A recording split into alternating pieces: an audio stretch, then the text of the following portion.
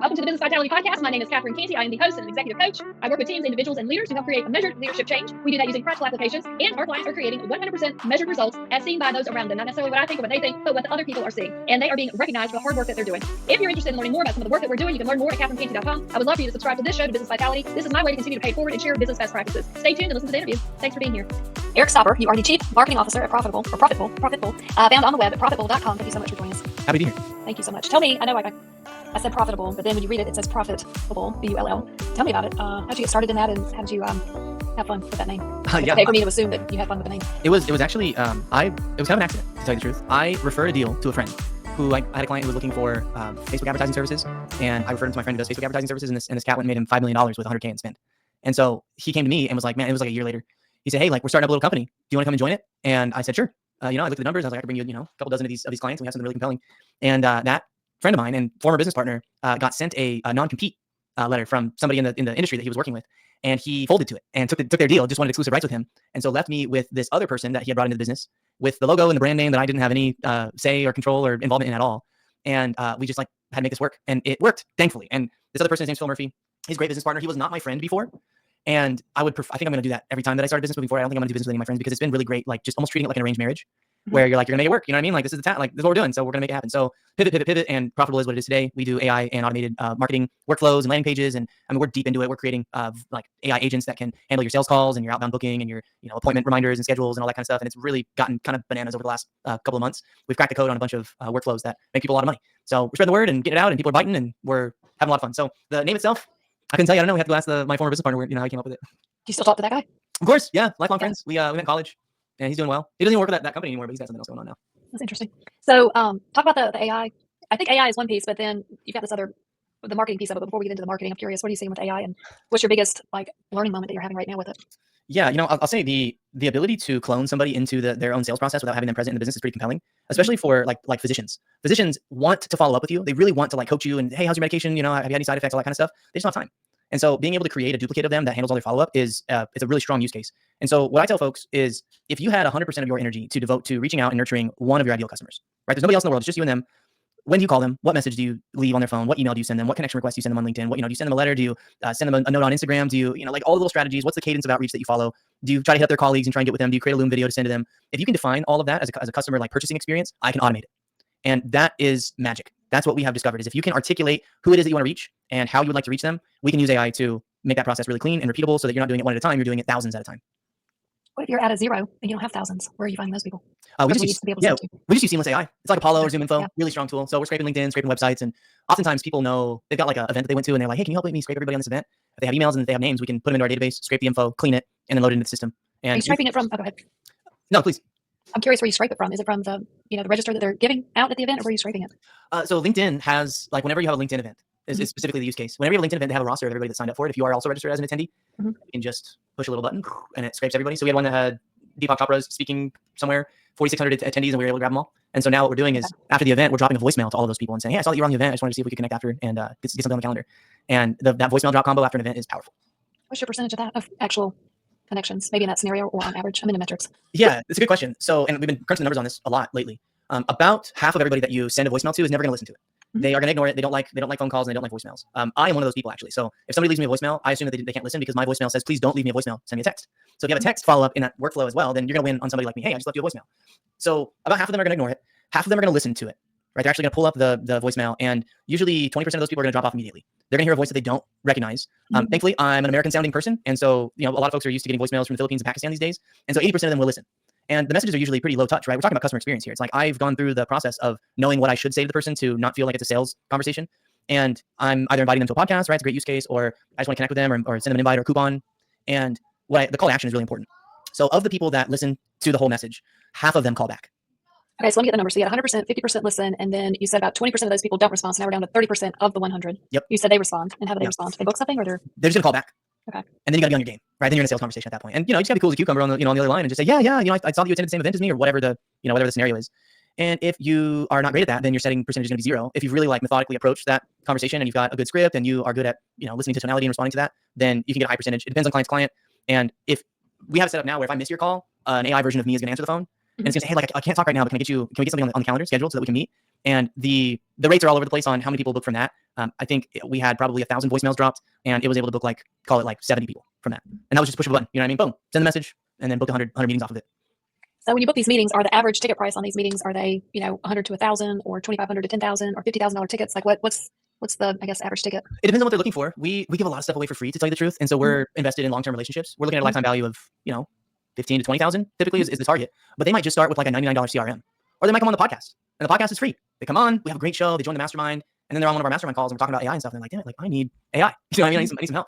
And so so we start with a $99 CRM. A lot of people do LinkedIn messaging with us. One of our more popular products, $297. We have bundles. We send messages to people on LinkedIn on autopilot. So you have a campaign that you want to send, you want to connect with a certain type of person, we will scrape the leads for you. We put them into the system. We invite them to whatever it is that you have. And we've got a whole strategy session on, do you invite them to a podcast or an interview or a, like a round table, or are you offering them a lead magnet? And then those are all booking into the CRM, and there's webhooks that also send voicemails and send text messages and stuff like that. Very, very popular product.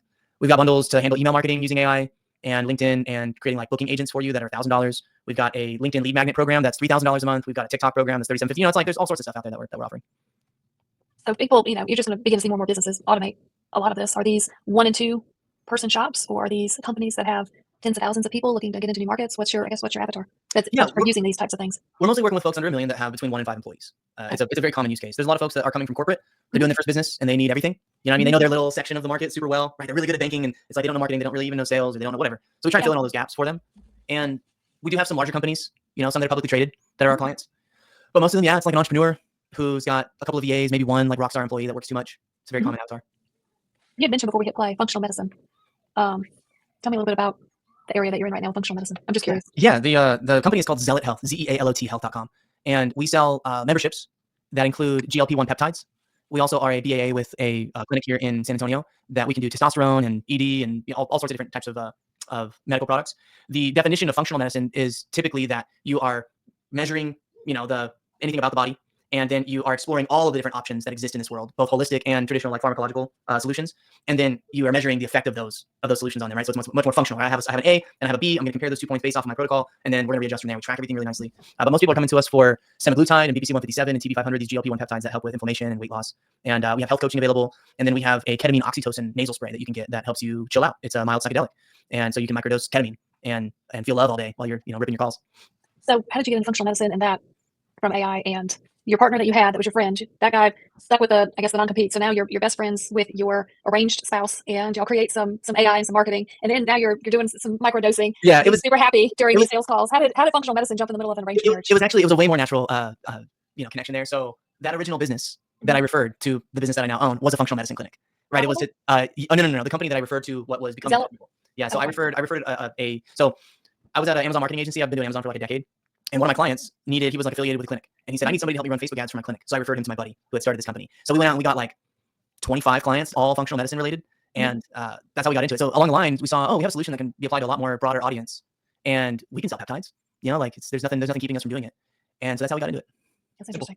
All right. So I'll go ahead and ask you. You mentioned that you have a podcast, Pulse Talks. Pulse Talks. Okay. What kind of topics are you guys talking about there? I interview entrepreneurs on their stories of self-discovery. We are in season 3. Season 1 was all about Secret to a Good Life. Season 2 was all about mystical and miracle experiences, and it was far out. It's been a blast. We talk about ayahuasca and loss, death, and love, and business failure and success. And there are some stories in there that will elevate your consciousness and make you doubt everything that is in this world. The #1 podcast for the year is by Sarana Health's own Dr. Hanul Bandari. He tells a story about how when he finished applying for his residency on the 15th floor of one of the hospitals in Houston, a phantom ghost janitor came up and put a handwritten note on the elevator door that said, don't use this. And he looked at him and he said, you can't use the elevator. So he's like, okay, fine. So he starts walking down the stairs, and the elevator crashes to the bottom of the floor, would kill him. He runs back up to go find the janitor, and there's no janitor assigned to that floor at that time, and there's no note on the door. And so we tell stories like that, and it's really cool. That's cool. The universe is speaking if we're willing to listen. So that's pretty cool. Absolutely. So you mentioned something before. As part of this process, I try to get a little bit of intake, but I want it just to be free flowing when we talk about this kind of stuff. But something caught my eye, which was to create wealth, live on your 25-year-old budget. Is that something that still hits home with you? And what are your thoughts around that? Yeah, it's almost impossible, I think, because I got 2 kids and they love things, and I'm married and she loves things as well. I would love to say that we are following all of the best tips and tricks of all the Dave Ramseys of the world and putting all the money away and everything, but it's a turbulent financial world. There's inflation to account for and new bills, and it's like we have this house, we bought this house, and we love this house, but this house also is a liability, right? I guess it counts as an asset technically, but I've got a lot to say on the financial side of things. I think that one of my main things that I talk about is to transcend income and get into cash flow. And so try and live your life as if you're, on a very basic income, and try and acquire cash flowing assets, whether that's an ATM or an Amazon business. You got to get something that doesn't actually require your touch for it to make money. And that's more of the world that I'm leaning towards now. Like, budget what you need to, pay for what you need to, live the life that you want, and elevate your cash flow to support that lifestyle. All right, so I'll ask a couple different questions. If you're, we have friends that have kids getting out of college and they're starting, you see them going down making these decisions to start keeping up with their parents' lifestyle because that's what they've become accustomed to, but that's not reality. What words of advice do you give to these kids coming out of college that are used to still living on mom and dad's payroll, but that's not living? I mean, I don't think living on the 25-year-old budget if you're trying to keep up with mom and dad and the lifestyle they created for you. What are your words for those 25-year-olds? Thankfully, my dad has lost my family's money a couple of times over, and so he did that recently and put all his money into a crypto bet that didn't work out. God love him, but he just he went all in. So when I left the house when I was 18, graduated from high school and went to college, and I was a leaf that fell off the tree, and I was just a leaf in the wind. I worked really hard, and ended up living in Hawaii and California and Missouri, just like a bunch of random places. But I got to see what's out there, and I got to do it on my own. And so I would say leave as soon as you can, like get away from that. And I don't put any expectations on myself from my parents' lifestyle. I frankly think that like we're probably doing a little bit better than them right now. But it doesn't really matter to me. My tastes are simple. I think that's probably what I would say more is focus on the experience, and like don't try and get a big house or a big car. Just live your life and have fun and find those activities that you truly love. And it's funny. My son has been asking me recently. I have an 8-year-old and a 16-month-old. 8-year-old's been asking me, Dad, what's your favorite thing to do? And I had to think about that. I'm like, not work. That's definitely not it. I think I love playing the ukulele the most, hanging out with you guys and playing the uke. And so that has had me shift my priority, my focus. And if I can make one last recommendation, it would be there's a meditation that you can do that Jack Canfield puts on. He wrote Success Principles. And in that meditation, he has you, relax and enter into this, this field, and then you go up to the top of this mountain. At the top of the mountain is a temple, and in the temple there's this angel that comes from the windows and hands you a box, and you take the box and you open up the box and you reach into the box, and whatever you pull out is your focus. That's what your subconscious is serving to you. And I did that recently, and I pulled out a toy, just a little stuffed duck.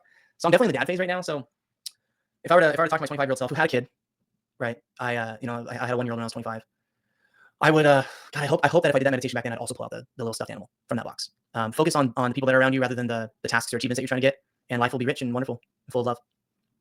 How long have you been meditating? Since 2015. There's a story on my YouTube channel about a chakra opening experience that I had, and it was it's far out. Go check it out. Eric Stopper Chakra. If you look for that, you'll find it. There's a lot of benefit to meditation, but so many people have a hard time getting into it. Do you find that you're trying to help people understand that there's benefit to meditation, and maybe you're giving them some pointers, or you've already surrounded yourself with people of that caliber that knows the importance of it? I mostly talk with entrepreneurs all day. Like that's what we're serving, and they are so like high stress and high energy that they have already discovered meditation for the most part, just by virtue of like having to deal with it on their own. I would tell everybody to go do yoga for like 6 months, and you'll be into meditation. It's like a guarantee. If you go be a yogi for a little bit, then you'll find the path and get there quick. And if you have issues sitting still, make it a game. Give yourself rewards. If I meditate for 10 minutes, I'm going to do X for myself. I get to go get my favorite treat from the store. I think my favorite, and this is probably a sign of my attempt at trying to get lazy, is yoga nidra. Oh, yeah.